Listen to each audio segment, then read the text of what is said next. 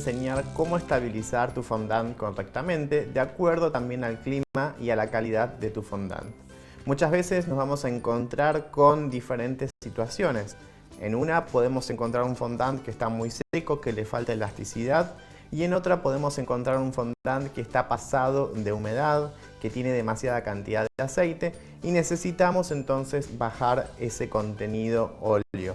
Entonces, vamos a comenzar primero por el fondant que le falta elasticidad. Y esto puede ocurrir cuando el paquete de nuestro fondant no estuvo bien cerrado herméticamente, entró en contacto con el aire o bien todavía no fue amasado. Entonces, lo primero que vamos a hacer siempre en todo fondant cuando está medio seco, que nos vamos a dar cuenta nosotros porque lo cortamos y no tiene prácticamente nada de elasticidad. En estas condiciones nosotros no podemos forrar nunca un pastel porque se nos romperían las esquinas, no tendríamos la suficiente elasticidad dentro del fondant. Entonces, lo primero que hacemos siempre es empezar a amasarlo, darle un poco de calor con nuestras manos. De a poco vamos rompiendo el fondant y con el mismo calor va a empezar a tomar un poco más de elasticidad. Ven que ya poco a poco no se empieza a romper tanto, que se empieza a estirar un poco más.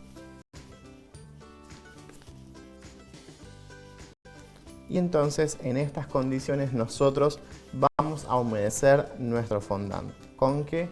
Con manteca vegetal o en este caso yo estoy utilizando un aceite de girasol neutro en aerosol.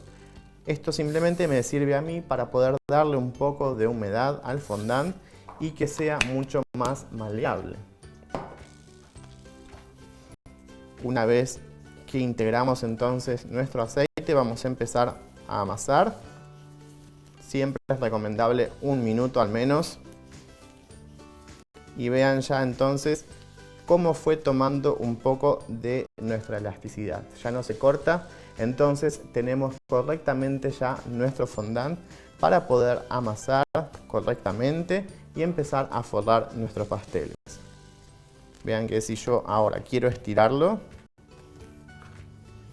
lo puedo hacer sin ningún problema. No se me va a quebrar, lo puedo estirar un poco más. Y tiene una buena elasticidad que no me va a dejar a mí que se me rompa en los bordes.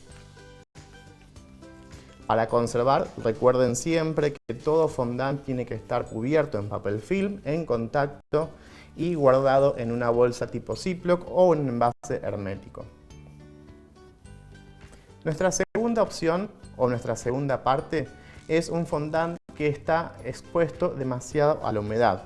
Van a encontrar que se desgrana, que pierde un poco su unión y que ya está demasiado blando. Entonces, nosotros en estas condiciones, si vamos a forrar un pastel, lo más probable es que se nos quiebre, se nos parta. Lo que vamos a hacer es amasar ligeramente.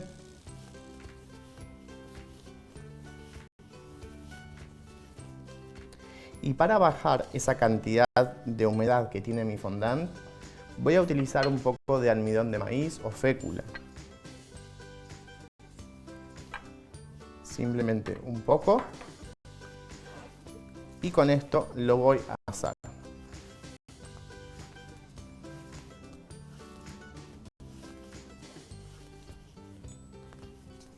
Entonces, con estas opciones nosotros podemos regular siempre la estabilidad de nuestro fondant.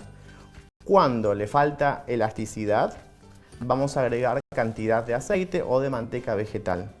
Y cuando tiene demasiada elasticidad nuestro fondant, vamos a agregar un poco de fécula para bajar la humedad misma que ya tiene el fondant. Cuando yo amaso el fondant siempre lo estiro y lo vuelvo. Si nosotros amasamos como si fuese un pan, nos va a pasar que vamos a incorporar mucho aire y luego vamos a tener muchísimas burbujas para reventar con alfileres.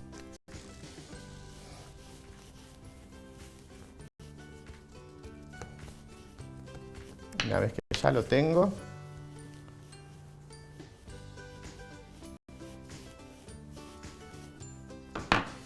y ya tenemos entonces nuestro fondant que no se nos va a quebrar, nos va a quedar espectacular para forrar entonces nuestros pasteles. Lo que hacemos siempre conservarlos, como les dije antes, en bolsa Ziploc envuelto en papel film. De esta forma vamos a tener siempre nuestro fondant impecable para poder forrar nuestros pasteles.